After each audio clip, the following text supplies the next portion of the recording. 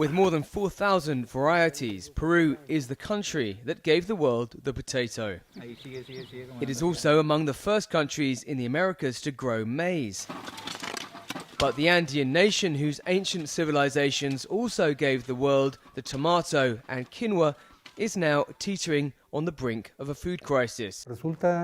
It is paradoxical that having been the cradle of such an important crop as the potato, which saved Europe from famine in previous centuries, now our production is lower and above all our consumption is lower.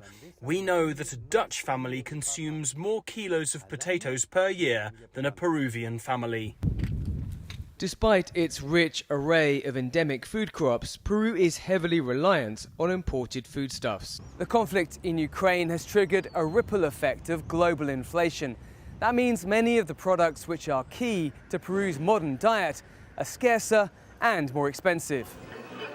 That includes cooking oil and yellow corn used to feed chickens, which are the principal source of animal protein in the country. Peru also imports a staggering 90% plus of its wheat to make bread, pasta and biscuits.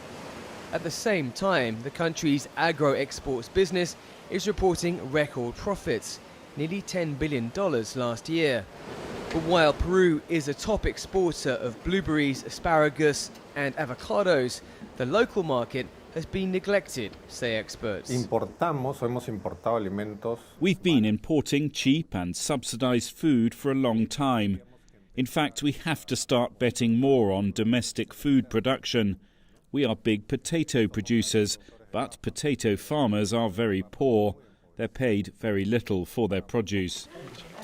Last year, the UN's Food and Agricultural Organization said more than half of Peru's population faced at least a medium risk of food insecurity.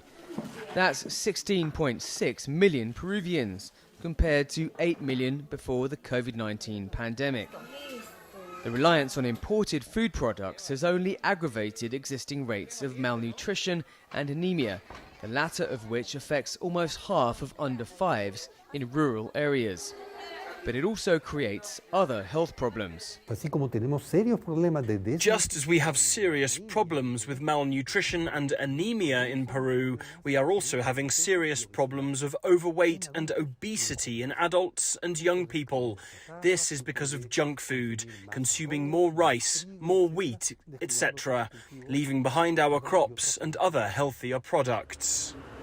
A shortage of imported fertilizer in 2022 is expected to curtail this year's harvest, which could, in turn, push food prices up even more. Dan Collins, CGTN, Lima.